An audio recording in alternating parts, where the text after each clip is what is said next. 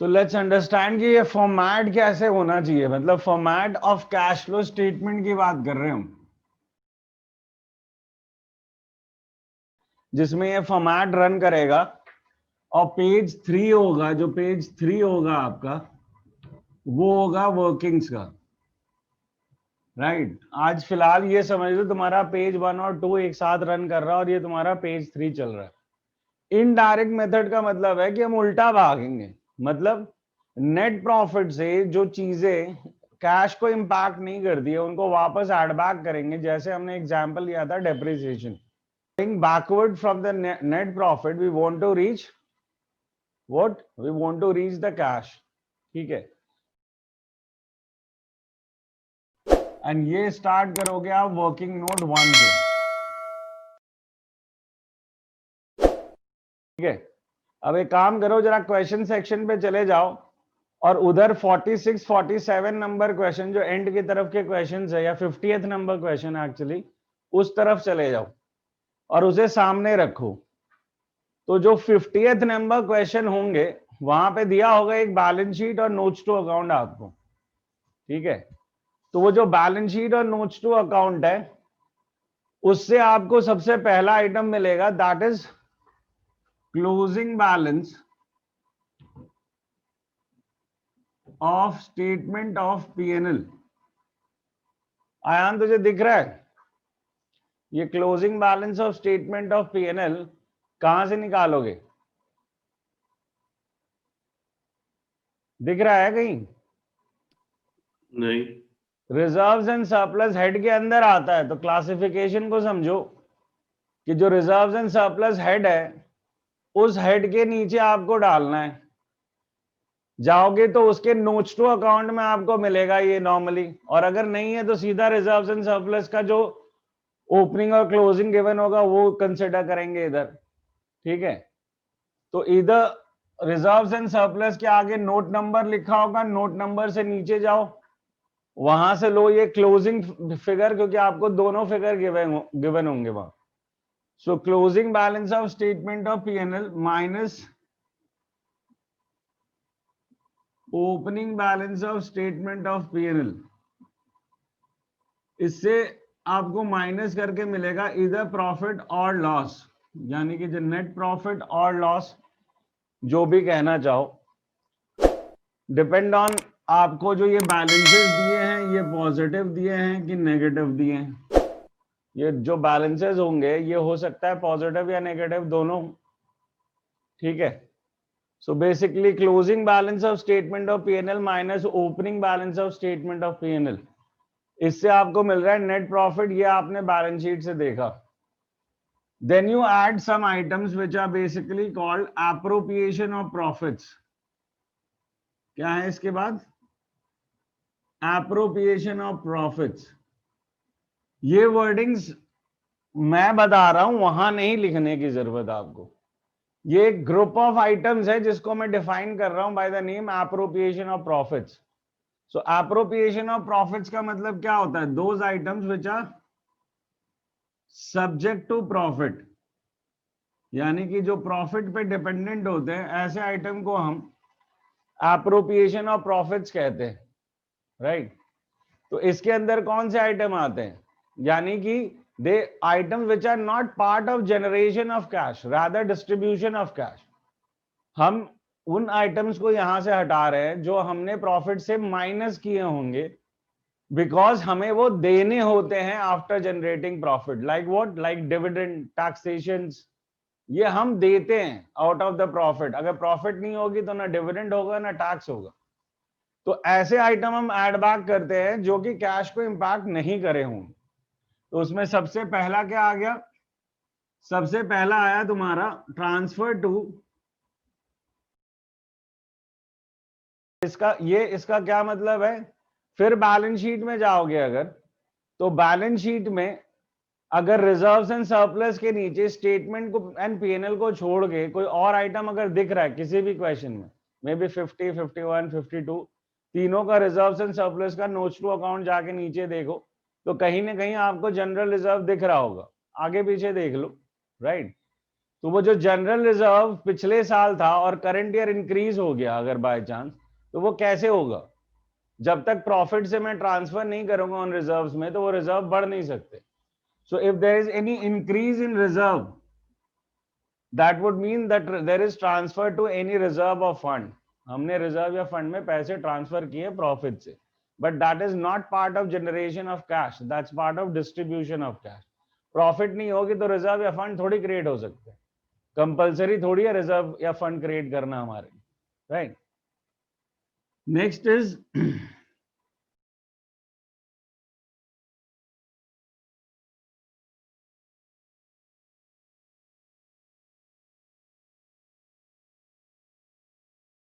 ठीक है, एक्स्ट्राऑर्डिनरी का क्या मतलब होता है? जो फ्रीक्वेंट नहीं है नेचर में, राइट? फ्रीक्वेंट नहीं है नेचर में मतलब जो कभी कभी होते हैं, जिनकी फ्रीक्वेंसी हमारे कंट्रोल में नहीं है, या जिसका अकरेंस नॉर्मली हमारे कंट्रोल में नहीं होता, like loss due to fire, earthquake, ये हमारे कंट्रोल में नहीं है. So those kind of losses which were deducted from profit would be added back. So loss due to fire etc. तो ये चीजें हमारे कंट्रोल में नहीं है, तो इसीलिए इसे हम एक्स्ट्रा ऑर्डिनरी कहते हैं, और ना ही रोज रोज होती हैं, इसीलिए भी हम एक्स्ट्रा ऑर्डिनरी कहते हैं कि which are not normal to the business, which does not occur on a regular basis to the business. तो ऐसे लॉसेस या एक्सपेंसेस को हमारे को ऐड बैक करना है. तो ये दो कैटेगरी है, बट ये रेयरेस्ट पॉसिबल कैटेगरी है, इसलिए फोकस ज्यादा इन्हीं तीन पे रहना चाहिए. अब हम less, that is when the reserve of fund is decreasing, and दूसरा है इनकम टैक्स रिफंड. ठीक है, तो मोस्टली इन्हीं का रिवर्सल नीचे आता है लेस में, राइट? दैट इज जब हम इसका रिवर्स हो हमारा, यानी कि जब हमारे रिजर्व का वैल्यू डिक्रीज हो रहा हो. इसका नॉर्मल मतलब हम ये निकालते हैं कि हमारा रिजर्व से हम प्रॉफिट निकाल के normal profit and loss account में रख रहे हैं. अगर इनकम टैक्स रिफंड है, यानी कि हमारा कोई पुराना टैक्स ज्यादा चला गया और उससे पैसे वापस आ रहे हो. इन बहुत सारी कहानियों को हम इलाबोरेट वे में तभी समझेंगे जब हम एक्चुअल वर्किंग में होंगे. ये फॉर्मेट थोड़ा लंबा है और एग्जॉस्टिव है. ये जितने आइटम मैंने लिख दिए, ये सारे के सारे कोई एक साथ नहीं आ जा रहे क्वेश्चन में, इनमें से कोई एक आएगा या दो आएंगे, बट मुझे एक एग्जॉस्टिव प्लेटफॉर्म देना पड़ रहा है तुम्हें, राइट? तो इसलिए ये लेंथी लगता है हमें. सो बेसिकली हमने ये तीन चीजें एप्रोप्रिएशन ऐड की, फिर हमने ऐड किया एक्स्ट्रा ऑर्डिनरी, और अब हम माइनस कर रहे हैं इन्हीं का रिवर्सल, और अब माइनस होगा इसका रिवर्सल, यानी कि ऐड एक्स्ट्रा ऑर्डिनरी एक्सपेंसेस लिखे हैं, उसके नीचे हम लेस करेंगे एक्स्ट्रा ऑर्डिनरी गेन्स. अब एक्स्ट्रा ऑर्डिनरी गेन्स कौन से होते हैं? जब इन्हीं का पैसा हमें इंश्योरेंस के थ्रू सपोजिटली मिले, या गवर्नमेंट कोई डिजास्टर के लिए हमें पैसा दे, they are extraordinary gains. So insurance claim received or any claim received against such disasters would be deducted. So extraordinary is basically the rarest possible thing coming in your exams. Exam point of view से ये normally होता नहीं है आपके यहाँ, but still you should remember that they have a location. और अगर by chance कोई ऐसी चीज आती है like goods lost by fire and money received for disaster from the government, ये सारी चीजें एक्स्ट्राऑर्डिनरी के अंदर आएगी, और फिर ये एक्स्ट्राऑर्डिनरी वर्ड हर जगह रेलेवेंट हो जाए. फिलहाल ये प्लस माइनस करके ऊपर से जो अमाउंट आया, दैट मे बी पॉजिटिव और नेगेटिव, ऊपर से जो टोटल करते हुए हम आए वो पॉजिटिव या नेगेटिव होगा. वो पॉजिटिव या नेगेटिव से आप यहां स्टार्ट कर रहे होगे. तो ये फॉर्मेटिंग ध्यान रखना कि आप जब कॉन्सेप्ट बना रहे होगे घर पे, तो 2 पेज पहले दोगे फॉर्मेट को, और तीसरा पेज ये होगा तुम्हारा वर्किंग का. एंड अगेन बता रहा हूं ये एग्जॉस्टिव है, मतलब इसके बियॉन्ड आइटम्स नहीं होंगे, इसीलिए ये इतने सारे आइटम दिख रहे हैं यहाँ पे, इनमें से कोई एक आध ही आइटम होता है. So we are going backward. यहां से हमने ये जो निकाला, ये मेरा नेट प्रॉफिट या लॉस है, और उसमें मैं वापस एड बैक किए जा रहा हूं. This is my profit from income statement. You may say it profit from income statement. ठीक है, बट इसको लिखने की जरूरत नहीं है, ये ध्यान रखना, ये तुम्हारे लिए लिख रहा हूं यहाँ पे. This is profit from income statement. ठीक है. नाउ अब यहां पे आते हैं, यहां पे अब ऐड हो गए, यहां जैसे एक ब्लॉक ऐड हुआ that is appropriation of profits. यहां पे वैसे ही हम एक और ब्लॉक बनाएंगे.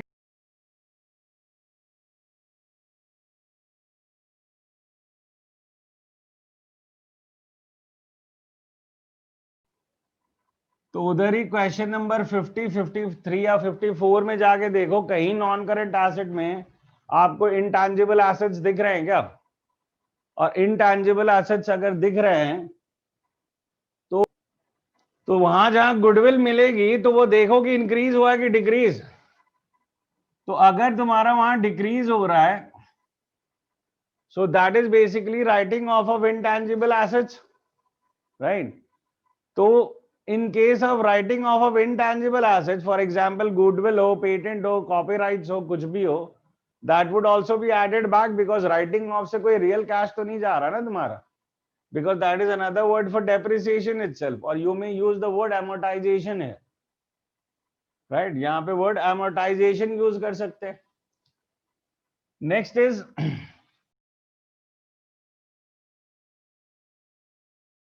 So this is just precautionary. इसे मैं इसलिए लिख रहा हूं क्योंकि हमारे पास ये वर्ड अभी तक जिंदा है बैलेंस शीट में. अगर अनअमोर्टाइज एक्सपेंसेस वर्ड कहीं यूज करते हैं बैलेंस शीट में, चाहे करंट एसेट में या नॉन करंट एसेट में, और वो भी डिक्रीज हो रहा है, so that would have the same meaning, that is writing off unamortized expenses.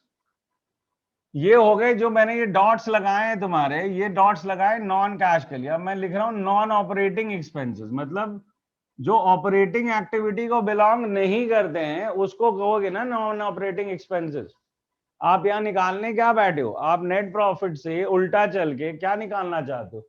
आप निकालना चाहते हो cash flow from operating activity. Really sorry, ये ऊपर सबसे पहली चीज ही मिस हो गई है, so I am removing it. You are under the first activity basically, that is cash flow from operating activities.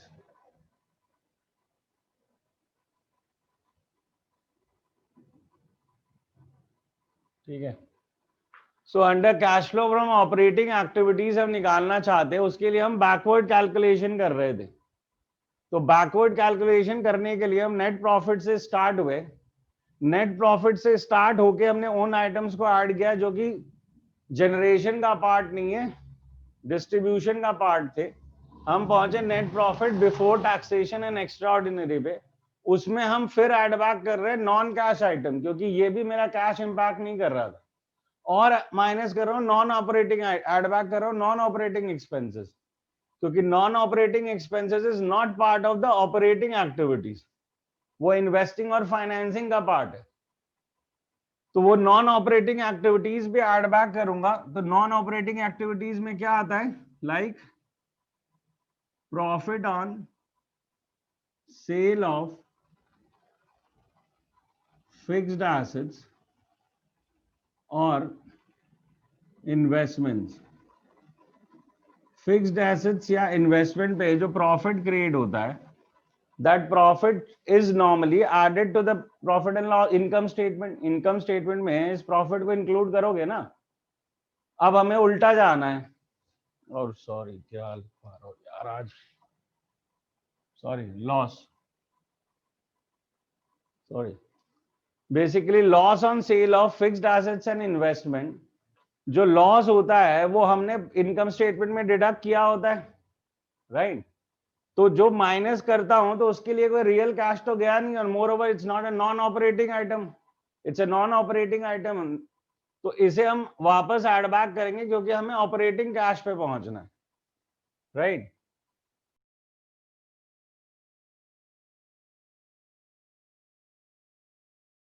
ये कंडीशनल सिर्फ इसलिए है कि बुक में एक क्वेश्चन है और ओल्ड वर्जन है, सो दो कंडीशनल आइटम है हमारे पास, एक तो ये वाला आइटम हो गया और एक ये वाला, कि ये जरूरी नहीं है हो हमारे क्वेश्चंस में, बट हम इसको फिर भी साथ में लेके चल रहे हैं एन एक्सेप्शनल आइटम से, और ये हम क्वेश्चन वाइज ही डील करेंगे आगे जाके। तो आपके लिए रेलेवेंट क्या हुआ यहाँ पे कि अगर नॉन कैश आइटम है तो डेप्रिसिएशन ऑफ फिक्स्ड एसेट और इंटेंजिबल एसेट, इधर हो गया दो, यानी कि लॉस ऑन फिक्स्ड एसेट्स और interest paid on loans and debenture, and इस पूरी कैटेगरी को हम कह रहे हैं non cash and non operating expenses. ठीक है, जैसे ये ऐड हो रहे हैं वैसे लेस भी होंगे। लेस क्या होगा? लेस होगा इसका reverse,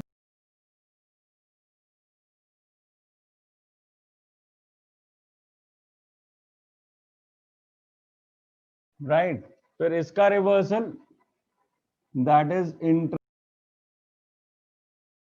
dividend paid is a financing, इसलिए यहां सिर्फ इंटरेस्ट लिया है हमने, क्योंकि डिविडेंड पेड तो वो कभी भी इधर हो ही नहीं सकता है, और मोर ओवर डिविडेंड पेड हम पहले ही कंसिडर कर चुके हैं वहां पे एज एन एप्रोप्रिएशन, इसीलिए डिविडेंड वर्ड यहां पे नहीं आया। बट डिविडेंड रिसीव्ड वहां डील नहीं होता, वहां डिविडेंड पेड ही डील होता है। जो फाइनल या इंटरिम डिविडेंड है वो वहां जो डील हो रहा है वो सिर्फ और सिर्फ कौन सा डील हो रहा है? वो हो रहा है जो डिविडेंड हम पे करते हैं, इसीलिए ये अलग से यहाँ पे डिविडेंड रिसीव्ड हम रिवर्सल में ला रहे हैं, because this is not related to the operating active. तो फिलहाल ये ब्लॉक एक पूरा एड बैक हो रहा है हमारा, that is non cash and non operating expenses. अब हमारी नॉन ऑपरेटिंग इनकम जो है वो माइनस होगी कैपिटल चेंजेस। तो इससे जो हो के आया दैट कैन बी पॉजिटिव और नेगेटिव। वर्किंग कैपिटल का क्या मतलब होता है? Current asset and current liabilities. Current asset minus current liabilities is basically working capital.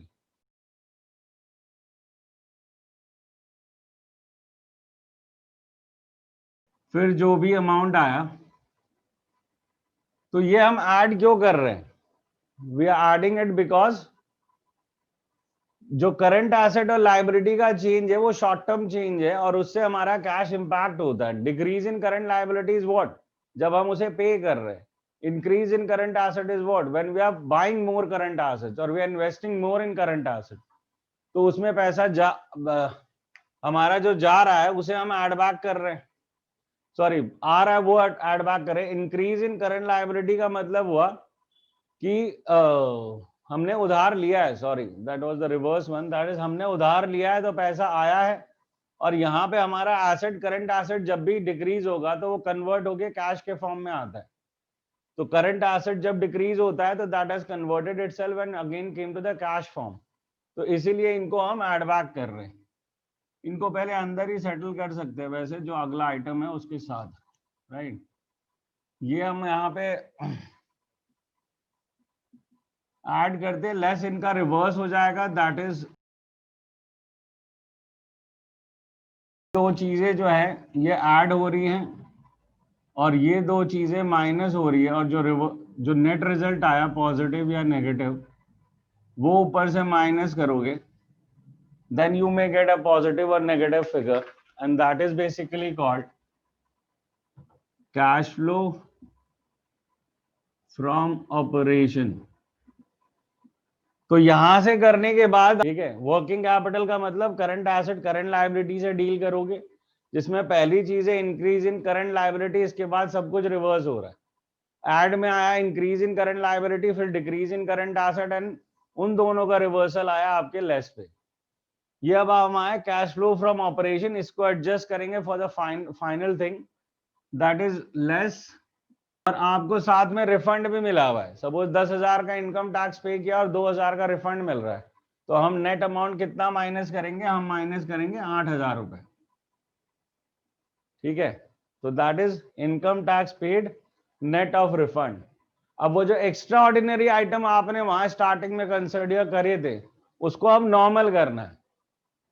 तो ये ब्रो फॉर्मेट है, यू कांट हेल्प, राइट। यानी कि हम वापस अल्टीमेटली उस लॉस को रिकॉग्नाइज करेंगे कि अल्टीमेटली तो मेरा कैश गया ना, वो तो मैं ऑपरेटिंग कैश देखने के चक्कर में उसे वहां पे रिवर्स कर रहा था। अब मैं वापस उसे ओरिजिनल जो हमारा फॉर्म है उसमें लेके आऊंगा, यानी कि अल्टीमेट रिजल्ट, जो अल्टीमेट रिजल्ट होगा इस पूरी ऑपरेटिंग एक्टिविटी का। मैंने पहले भी कहा extraordinary item is a rarity, बहुत कम आता है। इसका ट्रीटमेंट क्या देखा आपने, पहले हमने लॉस को उधर रिवर्स किया, मतलब लॉस को ऐड बैक किया और इनकम को माइनस किया और उसी को वापस नॉर्मल किया एंड में आके, राइट। तो अब जो आ रहा है दैट इज पॉजिटिव और नेगेटिव, दिस इज बेसिकली